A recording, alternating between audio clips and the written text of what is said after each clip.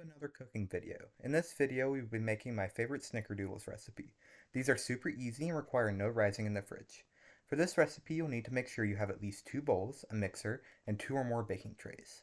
In this first part of the video, I'm combining my dry ingredients, which includes 2 3/4 cup of all-purpose flour, 2 teaspoons of cream of tartar, 1 teaspoon of baking powder, and 1 teaspoon of salt. You want to make sure these ingredients are well combined before setting the bowl aside.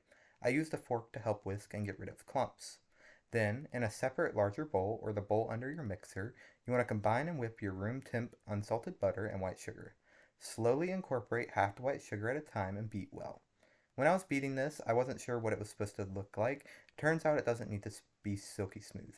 It should be a light and fluffy texture that looks like it should be a cloud. This usually takes 2 to 3 minutes of whipping on medium to high, but it can take longer. After this, you want to add your eggs one at a time and scrape down the sides of the bowl. Doing this makes sure everything is combined well and you don't have overly clumpy dough. You should be left with a golden and creamy texture after incorporating both eggs. You'll also need to add a teaspoon and a half of vanilla extract to provide some extra depth and flavor to the cookies. Now that we finish out the wet ingredients, we can slowly start to add our dry mixture to it as well. I added half the dry mixture to the wet and slowly began combining them all, making sure everything was mixed well. Before adding more, you need to make sure there is no clumps, and once the mixture is smooth and thick, you can refrigerate or freeze the dough for later use. I would suggest adding a cinnamon sugar mixture to the top of your cookies. You can sprinkle it on add it into the recipe, or just do what I did and press it right into the cookie.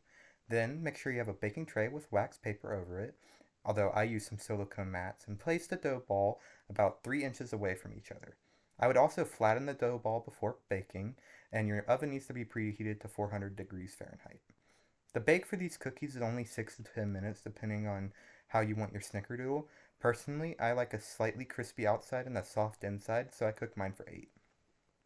I love the smell of fresh snickerdoodles in the oven, and this recipe makes about 36 cookies, and it's my absolute favorite. I hope you enjoy these delicious snickerdoodles as much as I did.